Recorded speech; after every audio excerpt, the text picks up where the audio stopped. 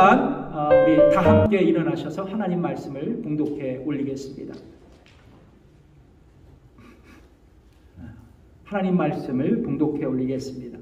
오늘 하나님의 말씀은 빌립보서 4장 6절에서 7절에 있는 말씀, 요한복음 14장 27절에 있는 말씀입니다. 다 같이 함께 읽겠습니다. 시작! 아무것도 염려하지 말고 오직 모든 일에 기도와 간구로 너희 구할 것을 감사함으로 하나님께 아뢰라. 그리하면 모든 지각에 뛰어난 하나님의 평강이 그리스도 예수 안에서 너희 마음과 생각을 지키시리라. 요한복음 14장 27절 시작! 평안을 너희에게 끼치노니 곧 나의 평안을 너희에게 주노라. 내가 너희에게 주는 것은 세상이 주는 것 같지 아니하리라. 너희는 마음에 근심도 말고 두려워하지도 말라.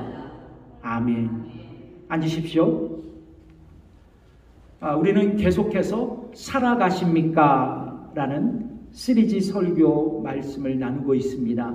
오늘은 5번째 시간, 당신은 염려하며 살아가십니까? 옆분과 인사하겠습니다. 당신은 염려합니까?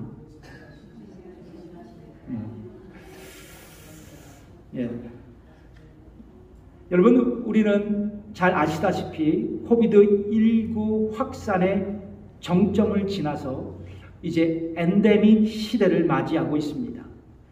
학자들에 따라 여러 가지 의견으로 나누어지지만 이 코비드19가 사실상 우리 사회에서 풍토병으로 정착되고 있다는 의견이 우세합니다.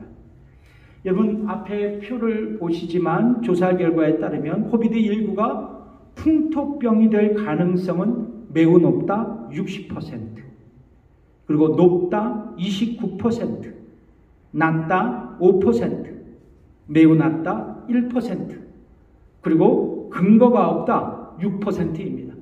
그러니까 결과적으로 89%의 압도적인 수치로 향후 수년간 지구촌에서 코비드19가 유행할 공산이 크다는 것이 학계의 지금의 의견입니다. 그냥 걱정스러운 거는 코비드19가 치명률이 떨어지고 가벼운 감기 증상으로 진화되고 있지만 회복된 후 다시 다는 아니지만 장기간 감염의 영향을 받아서 후유증을 앓을 수 있다는 것입니다.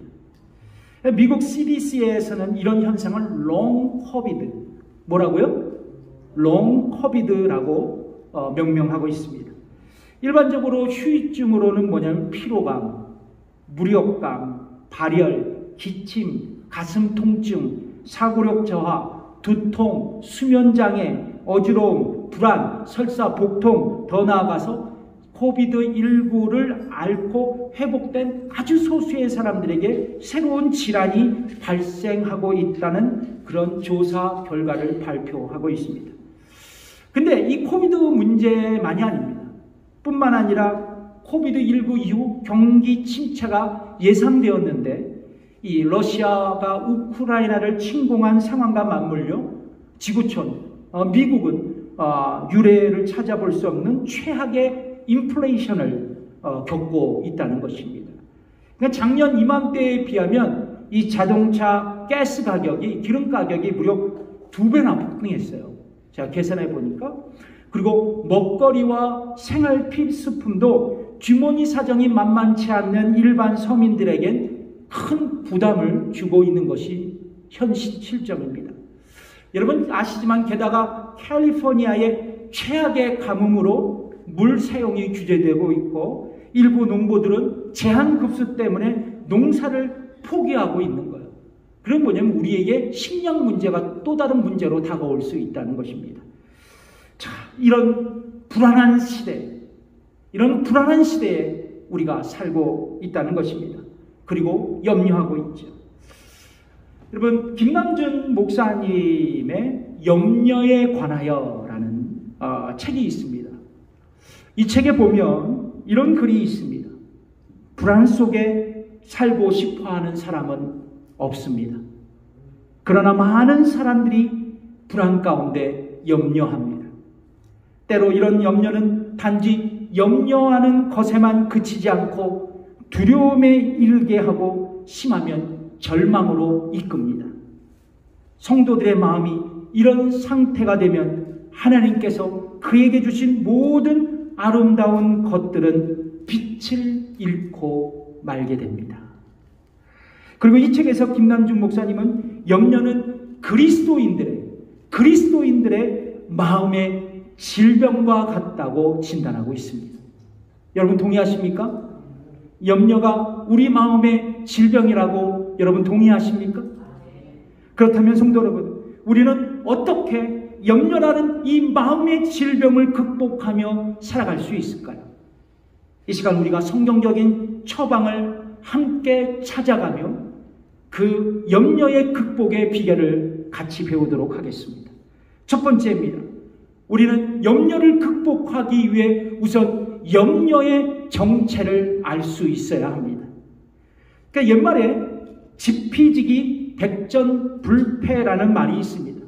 그러니까 적을 알고 나를 알면 싸워도 위태롭지 않다라는 뜻입니다. 그러니까 우리가 염려에 대해서 승리하기 위해 먼저 염려의 정체를 알 수 있어야 한다는 것입니다. 여러분, 인간은 누구나 염려하고 있습니다. 걱정하고 있습니다. 근심하고 있습니다. 염려하지 않는 인간은 없습니다. 여러분, 자신 있게 나는 염려 안 해요 라고 생각하시는 분 한번 손 들어보세요. 없습니다. 다 염려를 하고 있다는 거죠.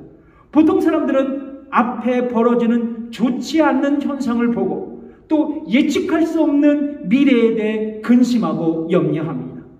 또한 완벽주의적인 사람들은 실수 없이 목표를 잘 성취하는 장점은 있지만 의심이 많아서 근심하고 때로는 목표한 대로 일이 되지 않을 때는 깊은 염려의 수렁 가운데 빠지게 됩니다.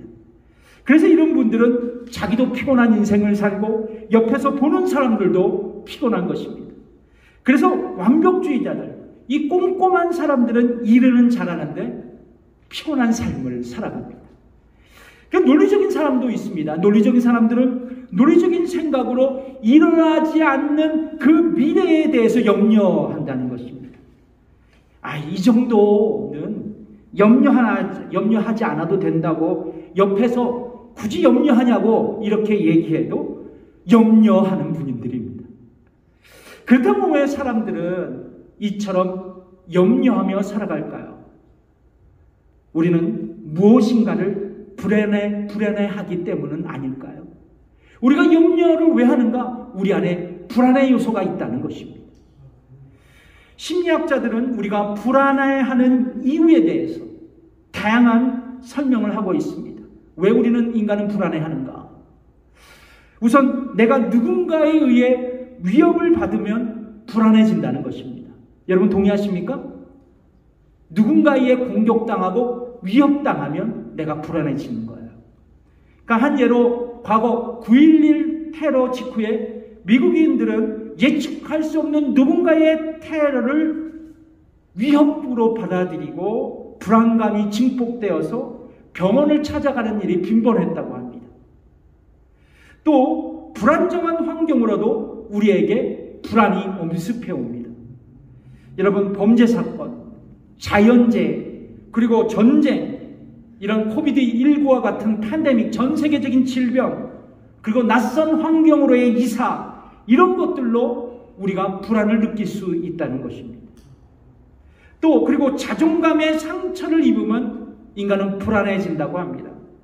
그러니까 내가 타인으로부터 무시를 당한다고 느껴지면 자신 안에서 분노가 일어나고 더불어 함께 불안한 마음이 든다고 합니다.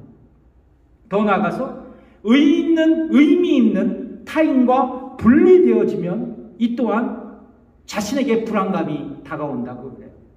그러니까 즉 사랑하는 사람의 죽음, 또 이혼, 그리고 이사, 이런 타인과의 분리는 현재 나를 불안하게 할 뿐만 아니라 우리의 미래에 대한 불안감을 가져다 준다는 것입니다.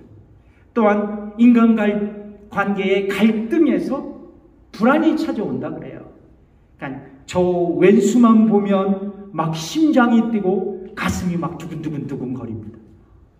이게 인간관계의 왜곡으로 인한 불안감입니다. 그리고 무엇보다도 채워지지 않는 인간의 욕구 때문에 우리는 불안해한다고 합니다. 다시 말씀드리자면 인간에게 기본적인 의식주 욕구가 있는데 만일 우리가 이러한 욕구에 충족되지 아니하면 자기 필요가 채워지지 아니하면 곧 즉시 마음이 불안해진다는 거예요. 염려하게 됩니다.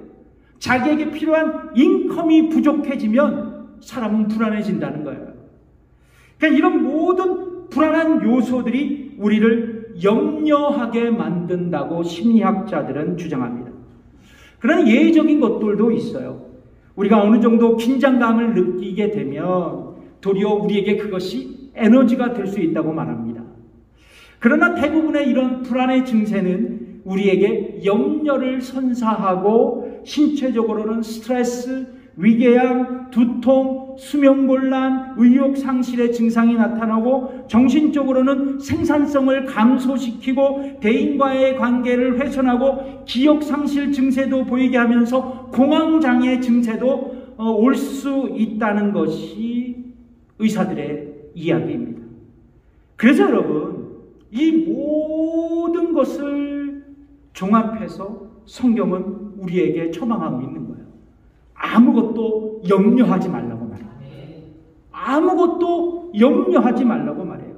이 염려를 제발 스탑하라고 레슨합니다. 염려를 중단하라고 우리에게 말씀하고 있어요. 그렇다면 왜 여러분 염려를 우리가 중단해야 하나? 이게 또 이유가 중요하죠. 제가 간증을 할게요.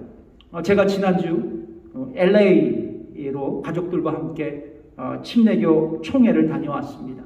저에게도 아이들에게도 선교에 대한 비전과 은혜의 충만의 기회였습니다. 오전에 그래서 이제 집을 나서기 위해서 출발하려고 차를 탔어요. 운전대를 잡았습니다. 그런데 갑자기 제 생각에 부엌에 스토브는 잘 꺼져 있나? 창문은 잘 쳐 있나? 현관문은 락이 잘 돼 있나? 괜히 불안한 마음이 엄습해 옵니다. 집에 아무것도 없는데, 가져올 것도 없는데, 그냥 마음이 불안해요.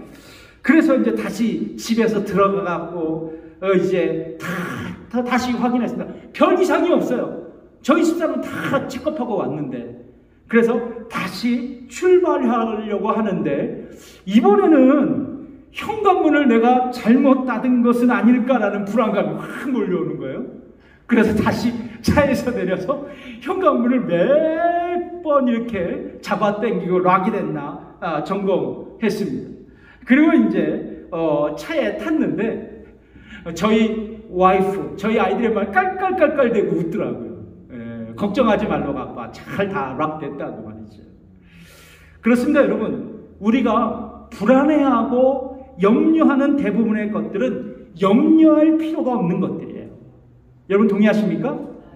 예, 우리는 이런 상황 속에서 염려하고 있다는 거예요. 참 아이러니컬하죠.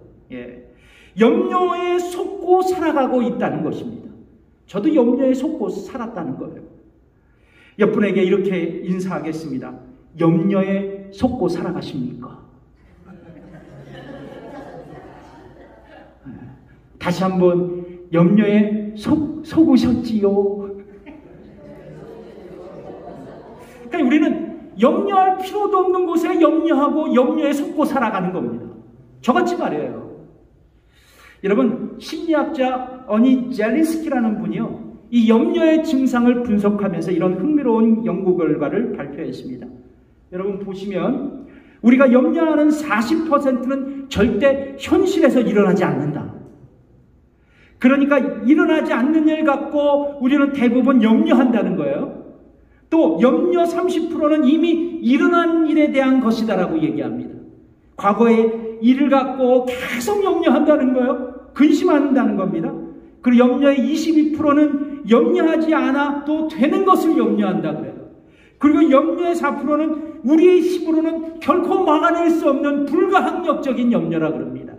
그리고 4%의 염려는 우리가 바꿀 수 있는 염려라 그래요. 근데 진짜 우리가 근심할 만큼 영혼의 뼈를 녹일 수 있는 그런 안 좋은 일이 일어나는 염려는 불과 염려가 4%에 불과하답니다.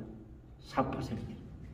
그러니까 결론적으로 우리가 경험하는 96%의 염려는 불필요한 염려라는 것이에요. 그러니까 우리가 쓸데없는 것으로 염려하며 살아간다는 것이 이분의 결론입니다. 여러분, 동일한 얘기를 예수님께서 하셨어요. 마태복음 산상순설교에서 예수님은 우리에게 이렇게 말씀합니다. 같이 읽어볼까요? 시작! 같이 읽어보겠습니다. 마태복음 6장 27절 시작! 너희 중에 누가 염려함으로 그 키를 한 자라도 더할 수 있겠느냐. 그러니까 예수님은 염려한다고 해서 작은 키가 커질 수 없다고 말씀하는 거예요. 그러니까 염려의 정체에 대해 주님은 우리에게 말씀하시는데 염려가 비생산적이라는 사실을 우리에게 강조해주고 있다는 것입니다. 그렇습니다.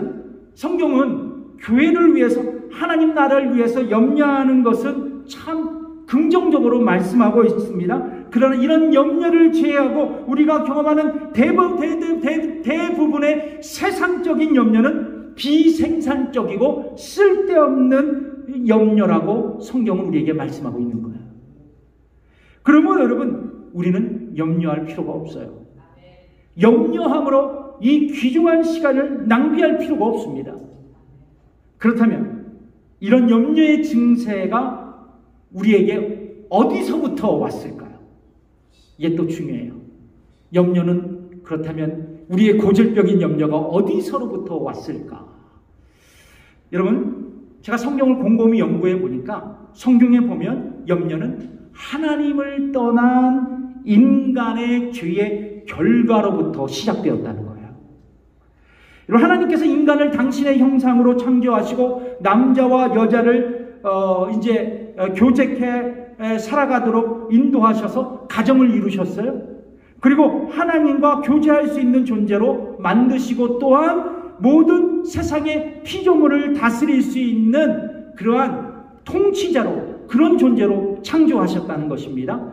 그게 창세기 1장 26절에 있는 말씀이에요. 읽어보겠습니다. 시작!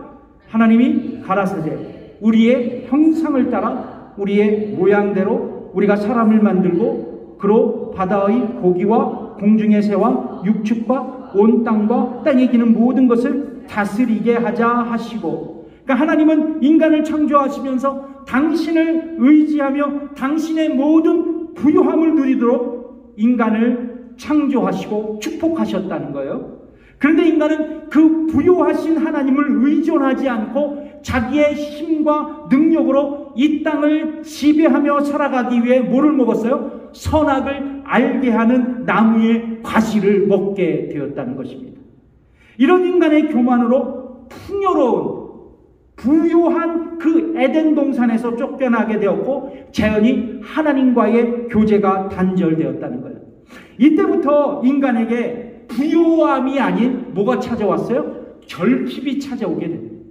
결핍이 찾아왔고 결과적으로 인간은 근심하고 염려하는 존재가 되었다는 거예요. 여러분 동의하십니까?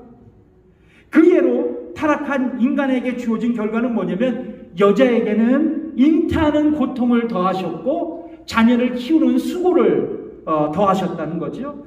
그리고 중요한 것, 남자들에게는 수고해야 먹을 수 있는 삶을 허락하셨다는 거예요. 무엇보다도 인간에게 뭐가 찾아왔어요? 질병이 찾아왔고 그리고 늙고 병들어서 죽는 존재로 살아가게 되었다는 것이에요. 이때부터 인간에게 생로병사의 피곤한 삶이 시작되는 것입니다. 이게 바로 타락의 결과예요. 그렇습니다. 타락하기 전 인간은 하나님을 의존하며 그분의 부양을 덧입어 근심도 없고 걱정도 없고 염려도 없고 그렇게 살아갔습니다. 그러나 인간이 범죄한 이후 인간은 자신의 필요를 채우기 위해서 결핍을 채우기 위해서 매일 전쟁 같은 삶을 시작했고 인간은 자신의 생로병사의 인생길에서 염려라는 마음의 질병을 짊어지고 살아가게 되었다는 것이에요. 그렇다면 우리는 어떻게 이 염려라는 마음의 질병을 극복할 수 있을까요? 이것이 오늘 우리에게 주어진 중요한 질문이에요. 자, 두 번째, 우리가 염려를 어떻게 극복할 수 있을까? 다른 게 아닙니다. 하나님을 의존하며 기도할 수 있어야 돼요. 읽어봅시다. 하나님을 의존하며 기도하셔야 합니다. 오늘 본문 빌립보서 4장 6절에 보면 말씀 같이 읽어보겠습니다. 시작. 아무것도 염려하지 말고 다만 모든 일에 기도와 간구로 너희 구할 것을 감사함으로 하나님께 아뢰라. 그러니까 성경은 우리에게 아무것도 염려하지 말라. 옆분과 인사하겠습니다. 아무것도 염려하지 맙시다. 그리고 뭐라고 말씀하세요? 기도하라고 권고하십니다. 그러니까 여러분 오늘 본문에 염려라는 단어를 헬라어로 메림나오라고 합니다. 보여주실까요? 메림나오라고 합니다. 이 말의 의미는 뭐냐면 문제거리로 인식하고 근심한다는 거예요. 문제거리로 인식하고 근심한다는 것입니다.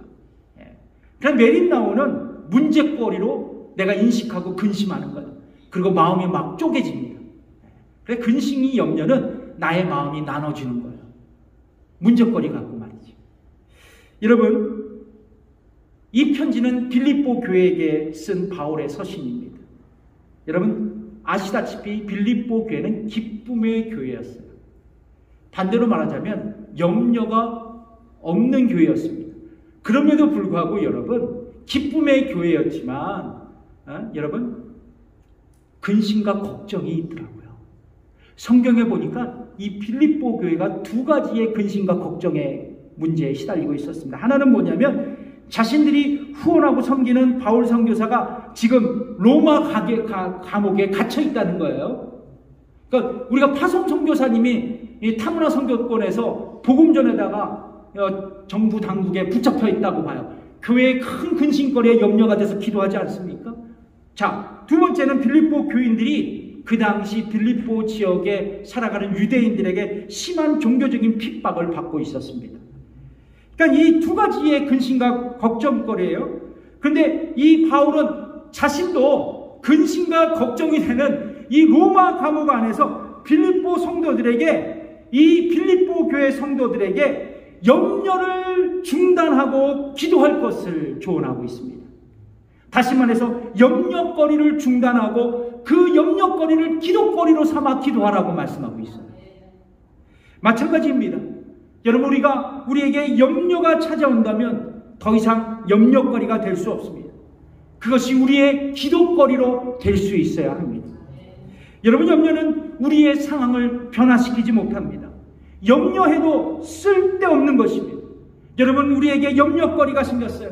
그러면 기도거리가 생겼다고 생각하십시오. 왜냐하면 성경은 과거 하나님을 의존하지 않고 그분의 부요함을 떠난 우리에게 염려를 극복하는 방편으로 다시 하나님을 의존하며 기도하라고 가르쳐 주시기 때문에 그렇습니다. 우리가 염려하면 하나님을 의존하며 기도하는 것은 당연한 사실입니다. 자, 염려거리가 생기면 기도거리로 삼아야 된다는 거죠. 그런데 여러분 더 근본적인 문제를 우리는 볼 수 있어야 합니다. 왜 우리가 염려할까? 우리가 염려하는 가장 중요한 원인이 있다면 우리에게 믿음의 결핍이 있는 것은 아닌가? 첫 번째 대제 결론 부분에서 말씀드렸지만 부요하신 하나님을 의존하지 않기 때문은 아닌가? 자신의 능력으로 자신의 삶을 살아가려는 무지하고 믿음에 없는 삶을 살아가고 있기 때문은 아닌가? 예수님은 말씀합니다. 마태복음 6장 30절에서 32절의 말씀입니다. 같이 읽어볼까요? 시작. 오늘 있다가 내일 아궁이에 던지는 두 풀도 하나님이 이렇게 입히시거든 하물며 너희일까 보냐. 믿음이 적은 자들아, 그러므로 염려하여 이르기를 무엇을 먹을까, 무엇을 마실까, 무엇을 입을까 하지 말라. 이는 다 이방인들이 구하는 것이라. 너희 천부께서 이 모든 것이 너희에게 있어야 할 줄을 아시느니라. 그런 거 여러분, 우리에게 염려의 종이 울릴 때 무엇을 레슨 받아야 합니까? 지금 내가 부요하신 하나님을 의존하며 살아가고 있는가? 그리고 부요하신 하나님께 나의 모든 부족함을 채워주실 거라는 그 믿음이 나에게 약화되고 있지는 않은가? 이 사실을 주목해서 알 수 있어야 된다는 거예요. 자신을 성찰할 수 있어야 된다는 것입니다. 그렇습니다, 여러분. 우리는 염려라는 내적 질병을 극복하기에 우리의 필요를 채우시는 하나님을 의존하며 기도할 수 있어야 합니다. 그런데 오늘 본문 빌립보서 4장 7절에 보면 기도하되 어떻게 하라고 우리에게 말씀하고 있습니까? 너희 구할 것을 보여주실까요? 너희 구할 것을 감사함으로 하나님께 아뢰라. 읽어보겠습니다. 노란 글자 시작. 너희 구할 것을 감사함으로 하나님께 아뢰라. 감사하고 기도하라고 말씀합니다. 여러분, 마음의 염려가 슬며시 고개를 들 때 말씀처럼 감사하고 기도합시다. 여러분, 감사함으로 드리는 기도는 내가 과거에 받은 은혜와 현재 누리고 있는 모든 축복, 그리고 심지어 미래에 있을 힘든 상황까지라도 주께서 협력하여 선을 이루실 것을 확신하며 미리 하나님께 감사하는 기도입니다. 그러니까 여러분, 미리 염려하는 게 아니에요. 미리 감사하면서 주께서 나를 선한 길로 인도하신다는 확신 가운데 기도하는 것이 중요합니다. 말씀을 맺겠습니다. 우리가 염려거리를 기도거리로 삼아 감사하며 기도하며 살아간다면 성경은 우리에게 어떤 약속을 하고 계실까라는 것입니다. 빌립보서 4장 7절을 읽어볼까요? 시작. 그리하면 모든 지각에 뛰어난 하나님의 평강이 그리스도 예수 안에서 너희 마음과 생각을 지키시리라. 그렇습니다. 모든 인간의 지혜를 초월하시는 하나님께서 우리의 마음과 생각을 지켜주신다는 거예요. 그러니까 여러분, 우리가 불안하고 염려하잖아요. 마음이 흔들리잖아요. 근데 하나님께서는 흔들리는 마음, 염려하는 생각을 지켜주신다는 거예요. 그렇게 하지 않도록 그 염려와 근심을 막아주신다는 것입니다. 여러분, 이 지키시리라라는 단어의 헬라어는 군대 용어입니다. 원래 헬라어에서는. 헬라어로 프루레세이라는 단어를 쓰고 있어요. 프루레세이라는 단어를 쓰고 있습니다. 이 단어는 뭐냐면, 의미가 뭐냐면 망을 보다, 감시하다, 지키다라는 것입니다. 그러니까 하나님께서 염려 대신 그분을 의존하며 기도하고 간구하면 하나님의 군대가 우리의 인생이라는 그 성을 안전하게 지켜주신다는 거예요. 주께서 우리의 마음과 생각을 지켜주신다는 것입니다. 뭐로 말입니까? 평강으로 말입니다. 여러분, 감사하지 않습니까? 감사하지 않으세요? 우리의 마음이 흔들리고 염려로 고통당할 때 하나님의 평강의 은혜로 부어주신다는 거예요. 그래서 우리의 마음과 생각을 지키신다는 것입니다. 여러분, 평강은 단순한 평강이 아니에요. 세상이 주는 것과 같은 평화가 아닙니다. 하나님의 평화, 여호와 샬롬의 은혜가 우리에게 임한다는 것입니다. 여러분, 하나님의 평강이 우리에게 임한다는 거예요. 우리가 염려로 사방팔방 우겨쌈을 당할지라도 하나님의 샬롬이 임하면 우리의 내적 평강이 이루어진다는 것입니다. 그래서 여러분, 그리스도인들은 불신자와 완전히 달라야 한다는 거예요. 염려와 걱정이 엄습해도 나에게 하나님의 샬롬이 임하니까 마음의 평정심을 갖고 염려되는 상황과 환경을 이겨낼 수 있다는 것입니다. 예수님은 우리에게 이렇게 말씀하세요. 요한복음 14장 27절에 있는 말씀입니다. 읽어보겠습니다. 시작. 평안을 너에게 끼치노니 곧 나의 평안을 너에게 주노라. 내가 너희에게 주는 것은 세상이 주는 것 같지 아니하리라. 너희는 마음에 근심도 말고 두려워하지도 말라. 예수님은 우리에게 근심도 말라고 두려워하지도 말라고 말씀하세요. 왜냐고요? 그분이 평안을 우리에게 주시기 때문에. 그러면 여러분, 염려를 기도로 바꾸는 훈련을 해야 돼요. 염려 대신 하나님을 의지하는 습관을 길러야 합니다. 염려도 습관이더라고요. 염려하면 할수록 염려가 태산같이 쌓이게 됩니다. 그러나 반대로 여러분, 하나님을 의지하며 기도할수록 주의 평강이 내게 더욱 임하게 되는 거예요. 그 평안이 나의 능력이 되는 것입니다. 그러므로 여러분, 범사에 하나님을 의존하며 기도하는 믿음의 사람이 됩시다. 설교서에도 말씀드렸습니다. 우리는 불안의 시대를 살아가고 있습니다. 그래서 염려합니다. 그러나 걱정하지 마십시오. 하나님이 여러분을 도우실 것입니다. 그 하나님을 의존하며 기도하시면 여러분들의 삶의 모든 시간 가운데 하나님의 평안으로 덮어주실 것입니다. 그리고 실제로 우리의 삶을 지키시고 도우실 것입니다. 우리 모두 기도합시다. 기도하겠습니다. 이 시간 우리 성도님들과 이런 기도의 제목으로 기도했으면 좋겠습니다. 하나님, 내 이 시대 가운데 내가 염려합니다. 이 시대 가운데 근심합니다. 그러나 오늘 말씀을 붙들고 나의 염려거리를 기도거리로 삼아 기도하기를 원합니다. 그래서 하나님이 주시는 그 평안의 마음이 우리의 삶을 이끄게 하여 주시고 나의 삶의 평안과 나의 가족의 평안과 나의 교회의 평안을 이루어 주옵소서. 우리 함께 이러한 결단의 기도의 제목으로 기도하기를 원합니다. 기도하겠습니다. 하나님 아버지 감사합니다. 오늘 우리에게 말씀을 허락하여 주셔서 아버지의 염려거리를 기도거리로 삼아 주를 바라보며 의존하기를 레슨하셨습니다. 아버지 하나님, 이 시대 우리가 염려에 속고 살아갑니다. 염려하며 근심하며 살아갑니다. 그러나 결탄코 염려를 바라보는 것이 아니라 아버지의 염려 가운데 우리를 지키시고 평안으로 함께 하시는 주 예수 그리스도의 은혜를 바라보기를 원합니다. 아버지 하나님, 이 시간 우리 교회 성도들이 이 비밀을 깨달아 기도하며 하나님께 나아가는 기도의 성도들이 되게 해 주옵소서. 감사드리며 예수님의 이름으로 기도합니다. 우리 다 함께 일어나셔서 기도할 수 있는데 1절만 찬양 드리겠습니다. 기도할 수 있는데 왜 걱정하십니까? 기도하면서 왜 염려하십니까?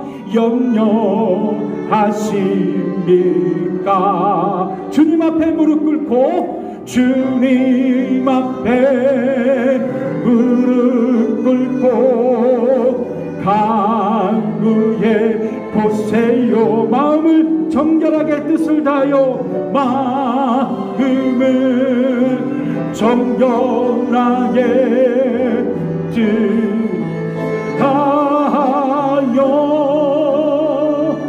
기도할 수 있는데 왜 걱정하십니까? 기도하면서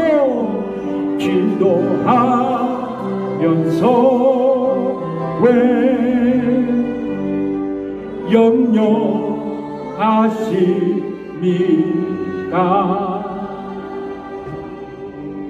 지금은 우리 주 예수 그리스도의 은혜와 하나님의 무한하신 그 사랑과 성령의 감화 교통 역사하심이 말씀을 듣고 염려거리를 기도거리로 삼아 주를 의존하며 살아가는 성도들이 함께 되기를 주님의 이름으로 축복하며 기도하옵나이다.